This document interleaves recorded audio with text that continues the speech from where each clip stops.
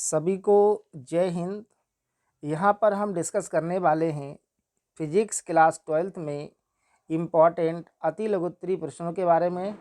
तो यहाँ पर हमने पहला प्रश्न लिया है कि सूर्य के प्रकाश के लिए पृथ्वी पर तरंगाग्र की आकृति कैसी होती है। तो ये इम्पॉर्टेंट क्वेश्चन रहेगा कि सूर्य के प्रकाश के लिए पृथ्वी पर तरंगाग्र की आकृति कैसी होती है। तो देखो, आप ध्यान रखेंगे कि सूर्य के प्रकाश के लिए पृथ्वी पर तरंगाग्र की आकृति गोलीय होती है कैसी होती है? गोलीय होती है। ठीक है, तो आप ध्यान रखेंगे। देखो, नेक्स्ट क्वेश्चन हमने यहाँ पर लिया है कि निम्नलिखित प्रकाश स्रोत से उत्पन्न प्रकाश के तरंगाग्र की आकृति क्या होगी। तो यहाँ पर पहला है आपका बिंदु स्रोत और दूसरा है पतले सरल रेखीय स्रोत। तो यहाँ पर आपको बताना होगा कि बिंदु स्रोत के लिए तरंगाग्र की आकृति कैसी होती है और पतले सरल रेखीय स्रोत के लिए तरंगाग्र की आकृति कैसी होती है। तो आंसर में आप ध्यान रखेंगे कि बिंदु स्रोत के लिए तरंगाग्र की आकृति गोलीय होती है और पतले सरल रेखीय स्रोत के लिए तरंगाग्र की आकृति बेलनाकार होती है। नेक्स्ट क्वेश्चन है,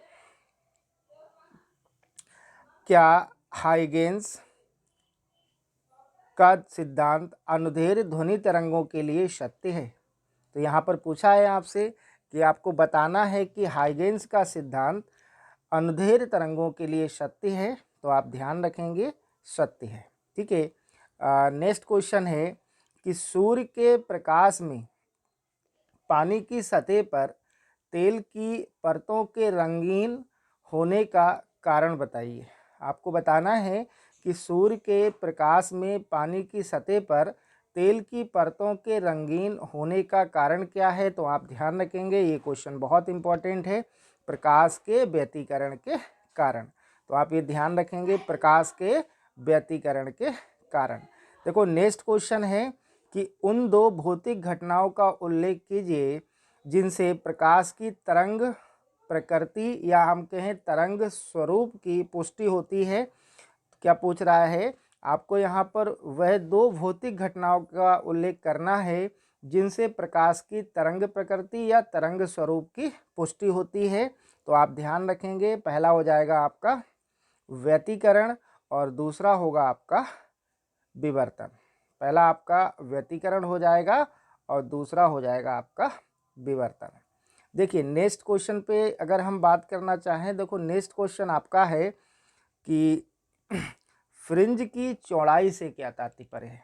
ठीक है, फ्रिंज की चौड़ाई से क्या तात्पर्य है। तो आप ध्यान रखेंगे कि दो क्रमागत दीप्त अथवा अदीप्त, दो क्रमागत दीप्त अथवा अदीप्त फ्रिंजों के बीच की दूरी को फ्रिंज चौड़ाई कहते हैं।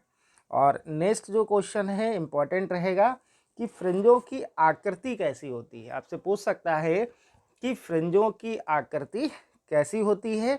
तो आप ध्यान रखेंगे, फ्रिंजों की आकृति अति परवलयाकार होती है। तो ये सभी क्वेश्चन आपके बोर्ड एग्जाम के लिए इम्पॉर्टेंट रहेंगे, तो आप लोग इनको अच्छे से कर लें।